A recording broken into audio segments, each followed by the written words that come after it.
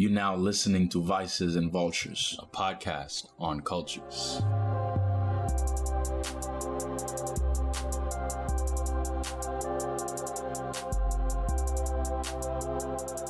What's going on, everybody? This is A2, and on Fridays we'll feature regular guests who will share the cultures that they're passionate about. I will let our second guest now introduce himself and the conversation we are going to get into. Hey, this is Bill.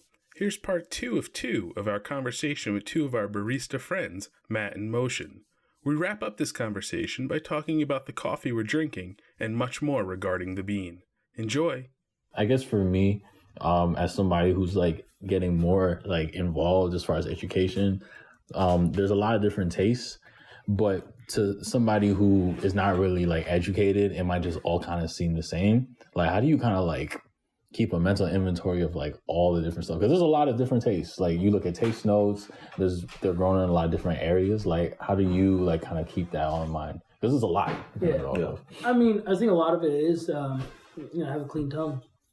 That's number one.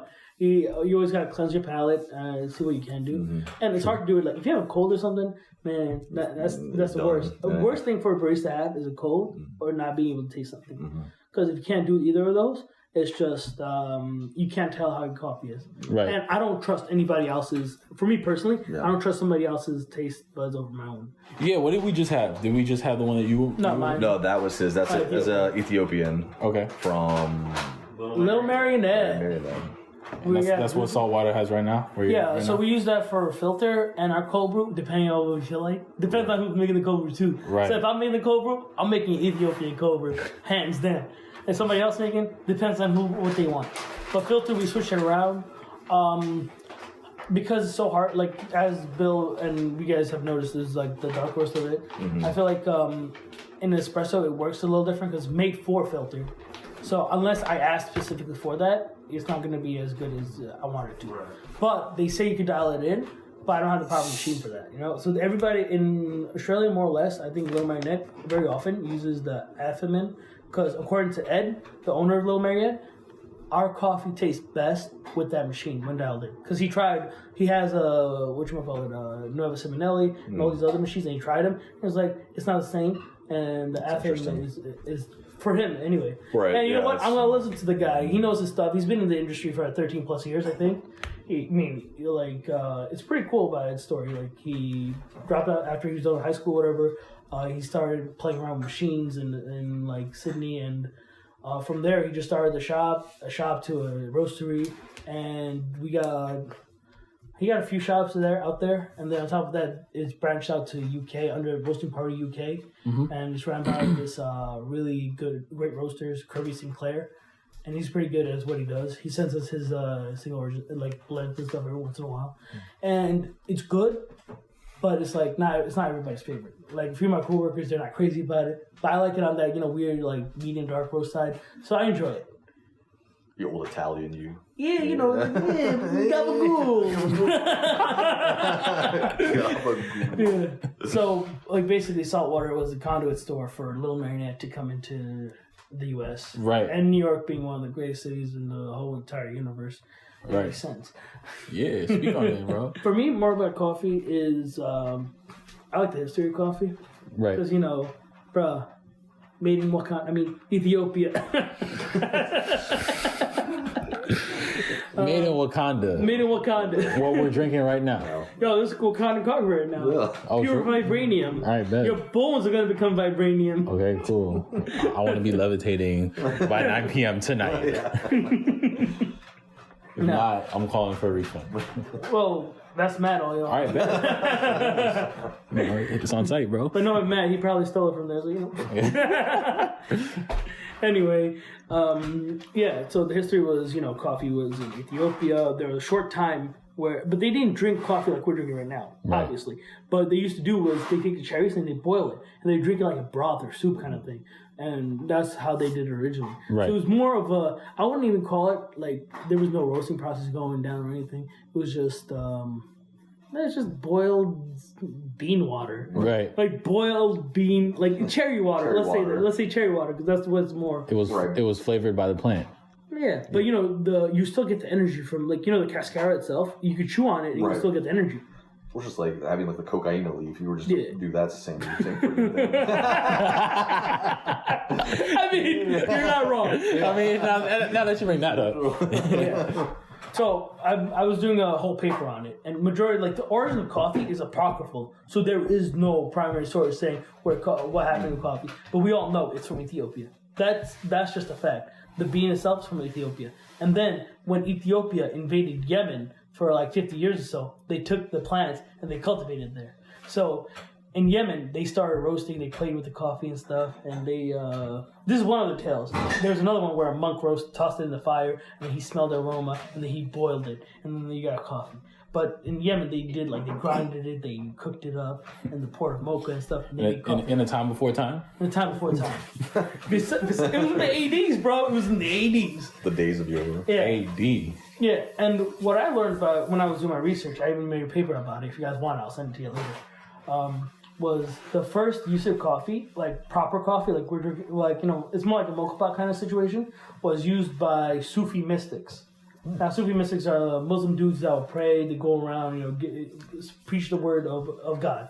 So, for my reason of getting back to coffee is they would even drink the coffee in the morning. They could drink it in the middle of the night, so they could like pray all night. Keep them awake. Yeah. Yo, that's so wild. Yeah. So, guys, coffee's Muslim. Just so you guys know. Yo, that's crazy. It's black and it's Muslim. That's why we're gonna reclaim it. So that's my reason. Gosh. This is my This got real dark, yeah. Yeah. This is my holy quest to reclaim coffee. This guy's reclaiming coffee. Yeah. Hey, for the Nation of Islam, yo, we out. We out here, bro. Oh, I'm with cappuccino head ass.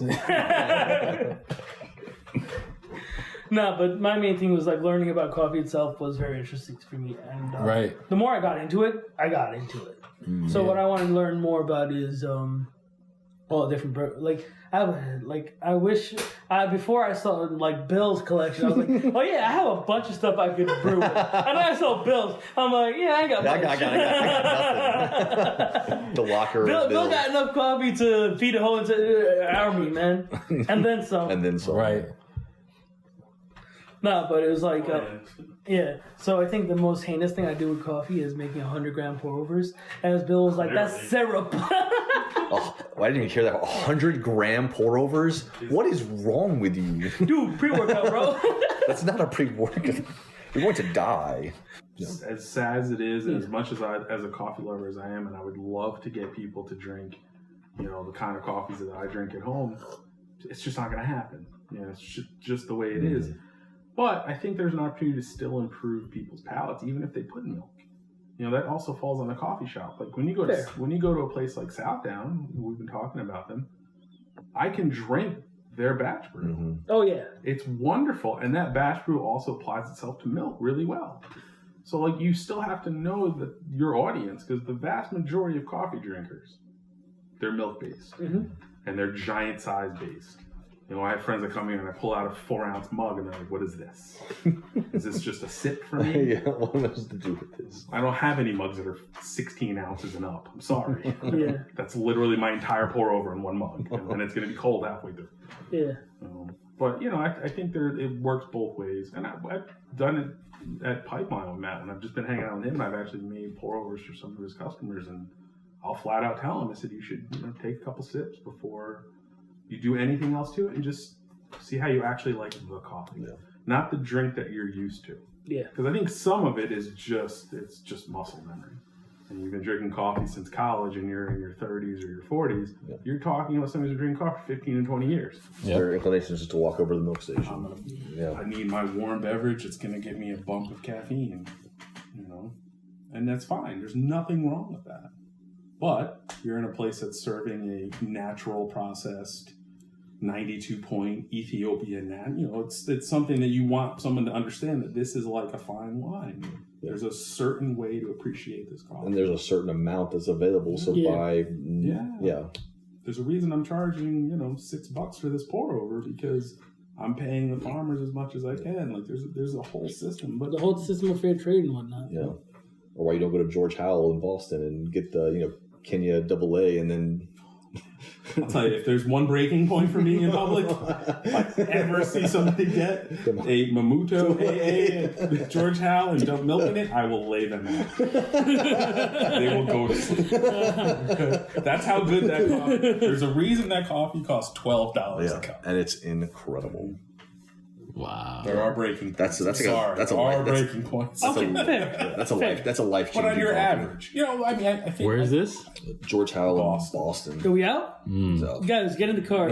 See you later. I wouldn't have heartbeat. I think Flux for me in Farmingdale is a very perfect example of specialty coffee, but understanding how the public works. Yeah. They only make pour overs, so every pour over has the potential to have half and half, almond milk, oat milk, something dumped into it plus sugar. Every single pour over they make. There's no wiggle room because that's their only way to make coffee. And it's a good combination of both. So you see it on full display, and I've been there so many times where I've seen people get a pour over, and it's maybe a cop who's popping in to get a cup, who's probably just looking for a caffeine fix, and they'll say to him, "Hey, try it without anything in it first." Mm-hmm. And they'll be like, "Whoa, this is really sweet and really good." And they'll just walk out. You see it all the time.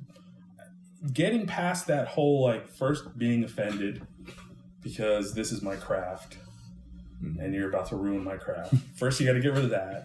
Second, you have to understand the general consumer public is not like you.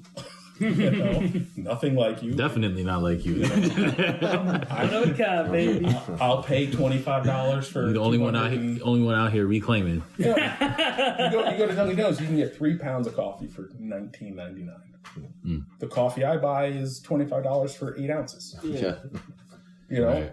And there's a difference with that, but there's a difference between buying Budweiser and some craft beer, right? Or a fine wine, or the piece of crap, Yo, $6 bottle. There you go. Hand that over. Not even $6 Magnum. That. See, not everybody like you, bro. You got to bridge that. I don't drink wine. But let's talk a little bit about to wrap up. Let's talk a little bit real quickly about other shops, particularly for people in New York because that's where we are right now, but also places in cafes that you've been at that you're like, dang, this is really dope. So for instance, when we had Orlando on, he talked a lot about shops that he's been to, in LA and things like that. And he's just somebody who just enjoys it for what it is. So with your barista perspectives, we'll start with Matt. What do you think is good shops? And are there any ones in Miami, for instance, that are just this is legit? If anybody's listening from Miami, trying to go to Miami. Right now, I would say probably they have Panther Coffee down there, which is, that's the huge staple for them. That's that was the first really big coffee shop was Panther like that. I think they have 6 or 7 locations now. Nice. I hear about Panther a lot. Yeah, and they like I said, if you get a pour over or something down there, they do a great job. I personally the shop I used to work at, Threefold, actually has a secondary company called Deco Coffee. They sent me some samples. Really good, really clean. They're a beginning roaster as well, so they're kind of just still getting their feet wet. But the shop itself is really wonderful. Ambiance there is nice. That'd be the shop that I would go to when I go back to Miami. There's not a whole lot of good quality coffee shops in Miami. Outside of that, I think there might be more. There's 2. I can't remember the exact location of them, but there's one called Argyle. There's another one called Switchbox. True. Both in Florida, both roasters, both fantastic coffee shops. I don't know, I can't remember exactly where they're at, but right. I've had coffee from both because we were a multi-roaster at Threefold, so we would get those kind of coffees in, and they do a really good job as far as Florida goes. Nice. What about you, Motion? Is it New York or? Anywhere. It could be New York. Cool, because one of my most recent coffee experiences was actually that I enjoyed a lot. On the regular, I go to Black Fox every once in a while. Black Fox has one of the best selections of coffee. You get George Howell, you get 49th Parallel. Yeah. Those are 2 of my favorite. 49th Parallel more than George Howell is one of my favorite. That's actually one of my other introductions of coffee because it's just nice, creamy, and chocolatey. Yeah. But I had a Kenny from there recently, and I believe it was from George Howell, and it was phenomenal. And I'm not, as me and Matt had this conversation before, I was never bought by Kenny in itself because there's that margin of error where it makes it terrible or really good. And every time I go to Black Fox, solid coffee, solid espresso, anything from there, because they do it like they do a really good job. And I forgot what the name was, the owner, Chris Turner or something like that. I don't know, but I worked with him in Grumpy's before, and this guy, he knows his coffee. Like, he makes one of the best coffees around.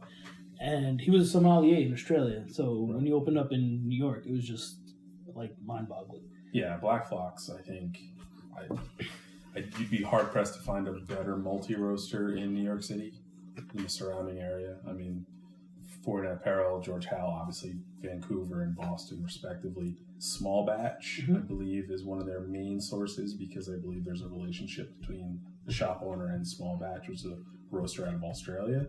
It's also amazing, but they carry a lot of different coffees at different times. I know that recently they had Luna in there, which is a really big blossoming new coffee on the scene that's very good. Yeah, that place is really, really amazing. Nice. Yeah. Also, they have Barista Mundo, so you want to get that love. Yeah. And he's good at what he does. Yeah. He is one of the best. Yeah. Word. Thank you for taking the time to listen to this episode of Vices and Vultures and considering being a supporter of this project. Even leaving a review on your preferred podcast platform goes a long way for us. There is more information about this episode, as well as who we are, in the show notes. This includes all of our social media links, so you can see us and not just hear us. Vices and Vultures is brought to you by Aesthetic and is based in the great state of New York. Be sure to subscribe to this podcast for more episodes. And tune in next time to Vices and Vultures.